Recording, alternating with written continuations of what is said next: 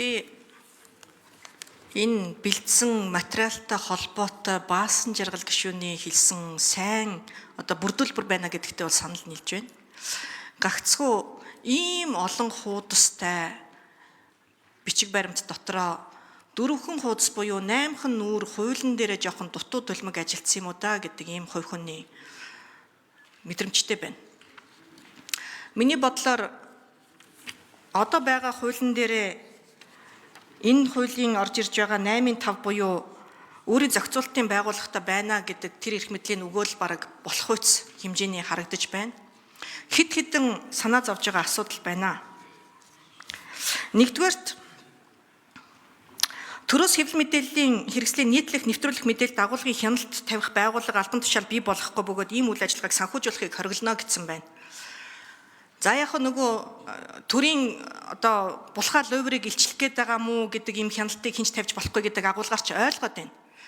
Гэтэл хууль бус мөрөөдөө тоглоом гэмт хэргийн шинж чанартай хүүхдүүдийн эсрэг энэ болохгүй байгаа зүйл залтууд дээр хэн цензур тавих юм бэ? Дураар нь тавиад туучих юм уу?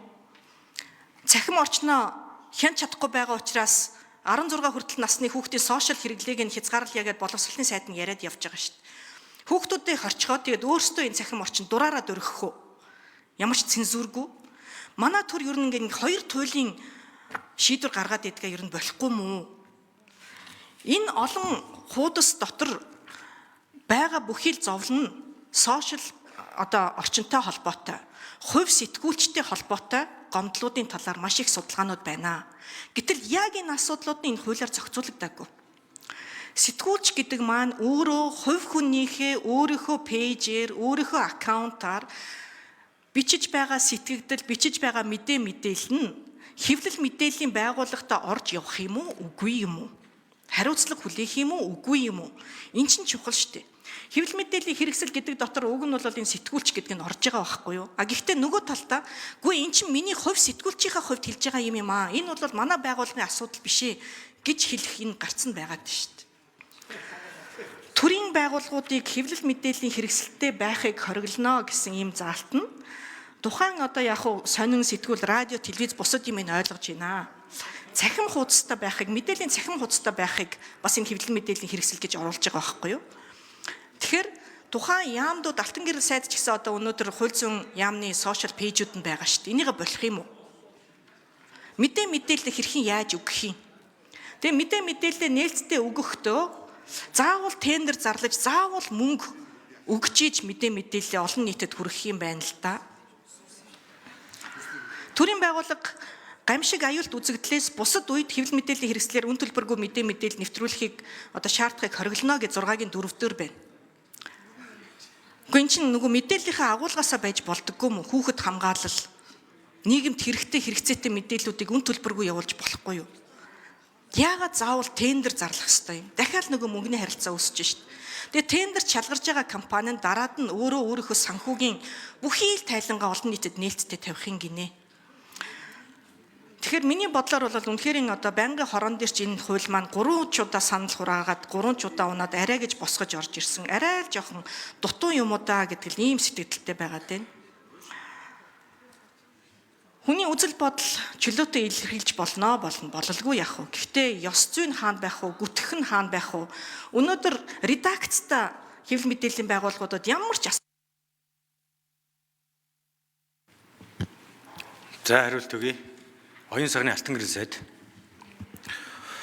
За хариун зөвшөөрөний байр суурийг хүндэтгэж байна. Гэхдээ зарим зүйл дээр бас ташаа ойлголттой байна гэж хэлье. Ерөөс одоо байгаа хуулийн дээр байгаа заалт бол тэр чигтээ байгаа. Төрөөс хэвлэл мэдээллийн байгууллагад цензур тавихгүй. Тэрүүгээр юу нэвтрүүлж гин, эднийх харигт тамиг сурталчилж гин үү гэдэг ч юм уу ийм байдлаар байгууллага гаргаад тэрийг хянд суухгүй гэдэг л агуулга. Ер нь хэвлэлийн эрх чөлөөний хамгийн гол тулгуур баган дээр тэрийг оруулж. Тэгэхээр яг энэ хуулийн төсөл дээр бид нар анхааруулжтай нэмэх шаардлагатай, хасах шаардлагатай зүйлүүд байж болохыг хүлээн зөвшөөрнө. Тэгэхдээ тэр ганцхан хэрвээ манай ариун зээг гишүүний хэлж байгаа шиг ганцхан өөрийн зохицуулалтын байгууллагадаг зохицуултыг оруулаад ирсэн бол цаана нь энэ сэтгүүл зүйн үйл ажиллагаа гэж юу хэлэх юм бэ? Сэтгүүлчийн мэргэжлийн үйл ажиллагаа юу юм? Сэтгүүлч гэж хий юм бэ? Их сурвалжаа яаж нууцлах юм бэ? одоо саяны тэр шүүмжлэлтэй хандж байгаа тэр төртөө холбоотой асуудал зэрэг үе олон харилцаа огт зохицуултгүй үлдэх гээд исэн юм аа. Ер нь ямар нэг зохицуултгүй байгаа учраас өнөөдөр сэтгүүлч болоо сэтгүүлчүүд учирч байгаа хүндрэл бэрхшээлүүдийг арилгах зорилгоор л орж ирж байгаа хууль. Гэтэл төр бол хэвлэл мэдээлэл хүрэхтэй хэвлэлийн төлөөлөгч, хэвлэлийн ажилтан өөрсдийнхээ захим хуудасаар бол хүрэх бүрэн боломжтой. Энэ хуулиар ерөөсө хориглоогүй. Гагцгүй бид энэ хуулиар юу хориглохыг ирмэлзээд байгаа вэ гэхлээр татвар төлөгчдийн мөнгөөр медиа ажил явуулдаг. Өөрөөр хэлбэл одоо нэг юм рил хийдэг багтай, нэвтрүүлэг хийдэг багтай, компьютер дээр компьютер график хийдэг, тастдаг гэд бүтэн редакц таны ийм зүйл хажуудаа ажилуулад тэрийг татвар төлөгчдийн мөнгөөр хийлгээд дахиад цаашаага сурчлагаагаа явуулахдаа татвар төлөгчдийн мөнгөөр явуулдаг энэ байдлыг тасан зогсоогоод ингэж хийж байгаа бол нээлттэйгээр явуулаа л гэж. Яг өнөөдрийн байдлаар ямар байдалтай явагдаж байгааг гэвэл нэг ялангуяа төрийн өмч томоохон аж ахуйн нэгж байгууллагууд дээр энэ хэвлэл мэдээлэл PR-тай холбоотой зүйлүүд нийгмийн хариуцлагын хүрээнд гэдэг халахвчин дор, за эсвэл бол өөрсдийн үйл ажиллагаа сурчлах гэдэг халахвчин дор тэнд байгаа тодорхой этгээд, за эсвэл заримдаа нэг тодорхой нэг улс төрчин эрх шиг хамгаалахын тулд яваад байгаа учраас бид нар ийм биш байя гэж. Эргээд энэ байдал маань өөрөө хэвлэл мэдээллийн байгууллагад муугар нөлөөлөд ийна. Бид нар яаж төртөө өрсөлдөх юм бэ?